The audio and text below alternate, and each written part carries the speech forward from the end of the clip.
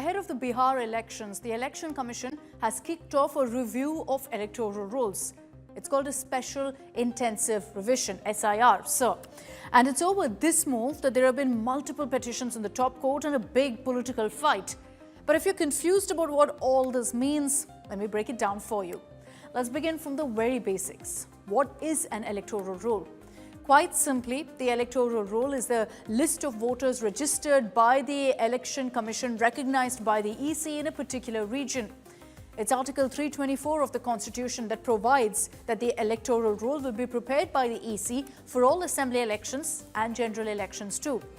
So now there's a revision of these rolls being done by the Election Commission. A review essentially to ensure there's no duplication of names in the voter list. The Election Commission has noted that there have been large-scale additions and deletions to the electoral rolls over the last 20 years, and hence the Special Intensive Revision now. But this isn't just happening in Bihar. It will be happening across the country, starting with Bihar, which goes to polls in a few months from now.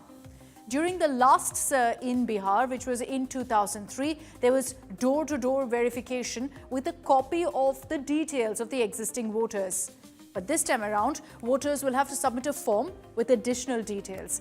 This is for voters who are registered in the electoral roll after January 2003, because as I told you earlier, the last revision took place in 2003.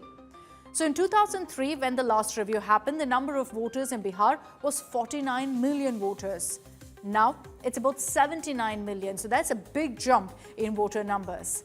Now, while the enumeration forms are being distributed already by the EC, the publication of the final roll will happen on September 30, 2025. That's the deadline the EC has put. Now, under the SIR being done, the Election Commission has listed caste certificates, family registers and land allotment certificates as some of the valid documents. Now, I'm sure you're wondering, what about Aadhaar? Interestingly, the EC has refused to accept Aadhaar in their revision exercise because the Aadhaar card itself carries a disclaimer stating it can't be used as proof of citizenship. But here's the catch. When a new voter is registered with the EC, the Aadhaar then is a must. Form 6 for the inclusion of new voters as per the Registration of Electors Rules 1960 requires that the Aadhaar actually be provided compulsorily unless the person doesn't have one. It's mentioned as a proof of date of birth and place of residence as per Form 6. And so there's a clear contradiction there that the EC doesn't accept Aadhaar for the review but accepts it when someone registers as a new voter. Opposition parties hence are up in arms, saying most people now have only Aadhaars as proof of identity and no other document.